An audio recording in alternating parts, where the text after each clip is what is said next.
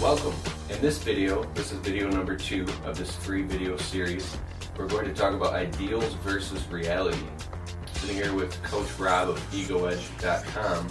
You have an awesome article you put together called Ideals versus Reality. It really goes with what we talked about in the first video, which was ego versus self-esteem. And if you haven't watched that video, go back and watch it, because that's really the foundation of what we're talking about in personal mastery. So what did we talk about in the last video, real quick to recap?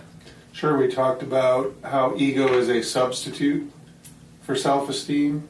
And becoming off balanced and polarized, like you were saying, right? Well, yeah, our ego is not the truth. And so we're most centered when we're centered in truthfulness. So if we're over here in something that's partially true, or something over here that's non-truth, and we're centering there, that's off balance. So being off balance it's suffering, and that's not necessary. If we could come back to truthfulness and be centered in truthfulness, and we're wired for it by nature. Yeah. But our egos or our psychologies often think that truth is too overwhelming, or it's too much. As soon as it comes up, you're like, can't deal with that. Just you don't understand. Yeah. Or whatever. Shh, don't say that around, all this kind of stuff where you're blocking truthfulness, creates these patterns where we suffer. And then we lose our ability to be among truthfulness. Or we can cause suffering too. Absolutely. And that's exactly what happens. We suffer and we cause suffering. Unnecessarily, because of being stuck in these ideals. What are more examples of ideals? If I made more money, I'd be happy. Yeah. Is an ideal. If only this person would give up their anger, they would be happy. Is an ideal. They might have more room for happiness. Doesn't mean they'll choose it, right? So realism and idealism are neighbors, but there's a difference to them. Idealism is kind of a feedback loop. Just give me a couple seconds here, I'll explain how that works. Yeah. If you start out idealistic, that means psychologically valuing the need for a person, place, or thing to only be a certain way. Only be a certain way. Right. And anything outside of that is not ideal. Is not ideal. When that doesn't, work out often enough or easy enough, that's frustration. So we become frustrated. When we get frustrated too many times, we become defiant. Like, if you would only, Wow. We start to get a little, it's an escalation of sorts. When that defiant is encountered too many times, we finally resign. Resign, or resignation, comes in 2 different forms. The first form, passive-aggressive. And the second form is surrender. So if we look at passive-aggressive is being stuck solid psychologically. Just stuck. That's right. Is that trapped? Yeah, that's trapped on your ideal. So unresolved resentment occurs. Wow. Unresolved resentment. And it's stuck. Solid. And so there's no movement. You had the ideal, right? You got frustrated, you even got defiant. Now you're just stuck solid. And people say he's got an attitude, right? That's when somebody's walking around, they won't say hi, they don't invite you to the social gathering, something like that. It's because they are passive-aggressive. They're hurting you, by not giving you any connection or communication or something like that. They're resigned from dealing with it. They're right. You're never going to get it. So I just have an attitude, I'm stuck solid. So passive-aggressive being stuck solid on an ideal with negative emotions, it's a psychological sticking point, or stuck point.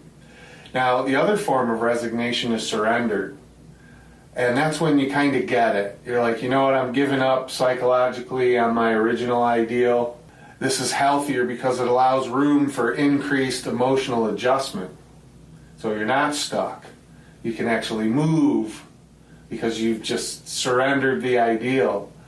And so you can increase your awareness levels, and more decisive action and overall quality of life can be experienced now. So I know you're talking about in that circle up here being stuck in ideals, but when you come down and you rest in this, you can make progress.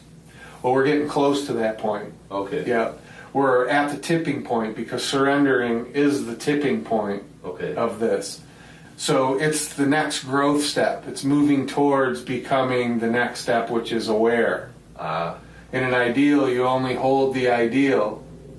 When you go through frustration, defiance, and resignation in the surrendering form, you're not resisting or blocking, you're just, you're available again for what's going on. So you're aware, right? Does that make sense? Yeah. So when you're aware, you can start to look around and become decisive based on what's really going on in the moment because you're aware of it.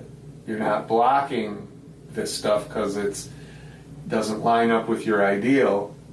You've surrendered back to awareness, and you can be decisive. So when someone is going through this and they're stuck in an ideal and they're going through this process, what about in real life stuff? They just got in a fight with their husband or their wife and accused of something, or maybe they got fired from their job, or maybe they're beating themselves up driving in road rage in traffic, just screaming or yelling at someone on the phone because they're stuck in this ideal, but they're now aware and they're going through this process. I know I'm throwing a curveball at you, but in the real life tangible, I just want to tie it in. How do you do it in real time? Well, you have to become aware of it first. Then the answer is in there by getting yourself out of the loop. Let's see. So when you increase your awareness and you can be decisive now based on things that are actually in the moment, where when you're idealistic, you're blocking the things in the moment because you're striving for an ideal that's not in the moment. Does that make sense? Yeah.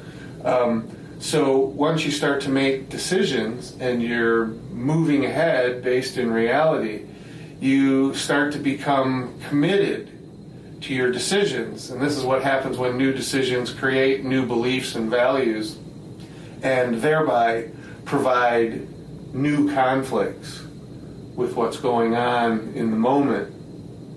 And if you're not careful, you become idealistic again because of your overcommitment. Like you were talking about resting. So by resting down in that surrender to the moment, but being aware of what's really going on in the moment, being able to make decisions based on what's really going on in the moment is where your all possibility exists, new possibility exists, where your self-esteem exists. You're actually present with all that is down there. So if you're talking about somebody being angry or upset, you're going to be able to understand what's really going on down in that area better than trying to make them wrong because you're idealistic about, they should stop being so reactive, or they should, whatever, maybe they drink too much or they smoke too much or whatever it is that you are angry about. They're not those things. They're not, what you need them to be idealistically. So if you're too attached to that, you're just struggling against yourself. And so you're suffering, and that's not necessary. And if they choose to suffer, that's something that might not be your choice. So we have to look at these things more closely. They're more complicated than, I think, a simple question or answer. But just by understanding that your ideals can go in a loop, you get frustrated, you get defiant, you resign, you become aware and decisive, you become committed to those, and you're back to idealistic if you're not careful. So where you want to be down is, in the surrendering and awareness and decisive Yeah. segment. And when you can rest there without losing your self-esteem, feeling like you're attacked or diminished or that the world is taking something from you. Oh, because and this is all personal mastery. This Yes. is personal mastery, right? Yes. So to talk about resting down there to somebody who has been really hooked up and deeply rooted in, from everything I've learned, their ideals and rooted in their ego, right? And having to depend on having this egoic form of esteem. Right. It's a replacement. It's a false sense of security. Yes, that's constantly needing some type of external validation Yes. or something to feel right before they can move That's forward. why it's false. Instead of just being in the moment, right? Yeah. Being in the moment. Self-esteem is self-generating. It And you have doesn't need anything. exercises Oh yeah. for that. I mean, I know you go through the stuff, and it's probably common amongst a lot of your clients that because you do personal coaching, right?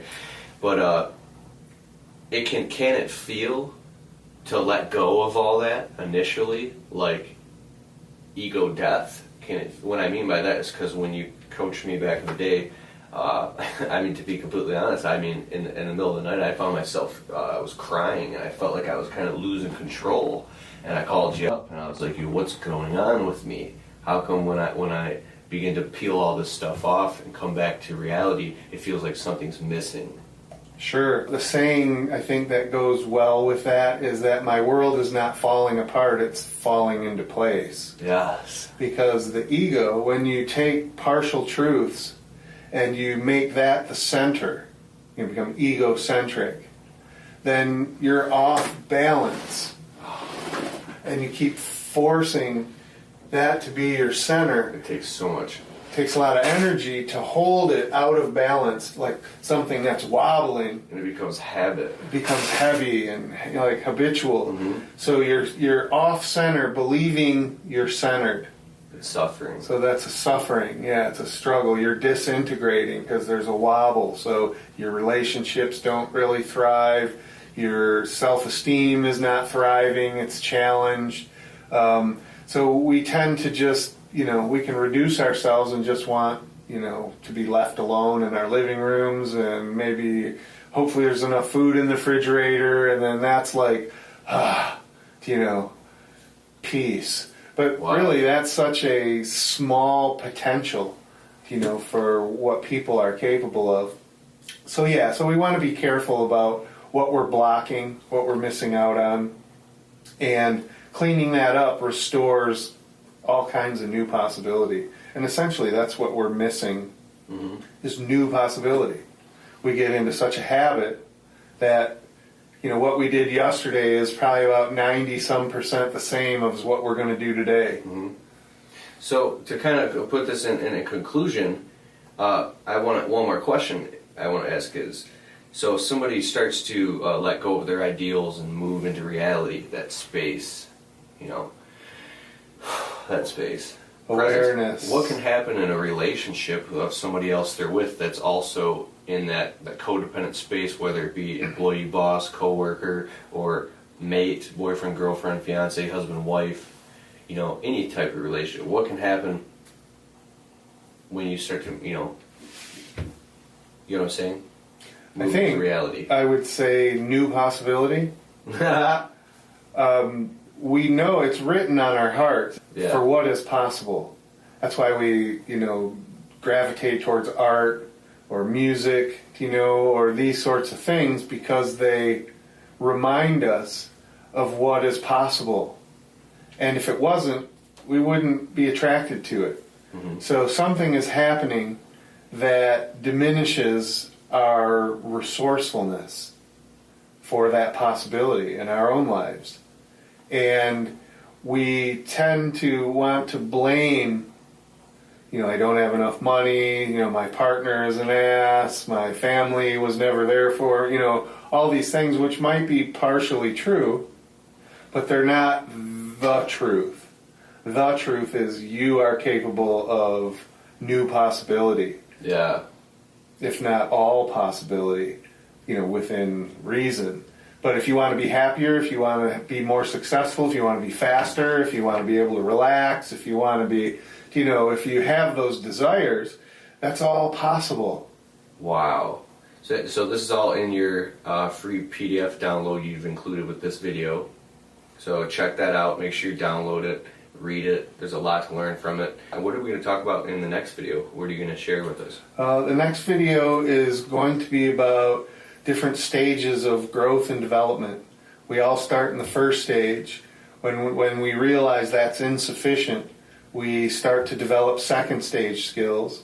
When we realize that what that accomplishes is still insufficient, then we start to develop third stage skills.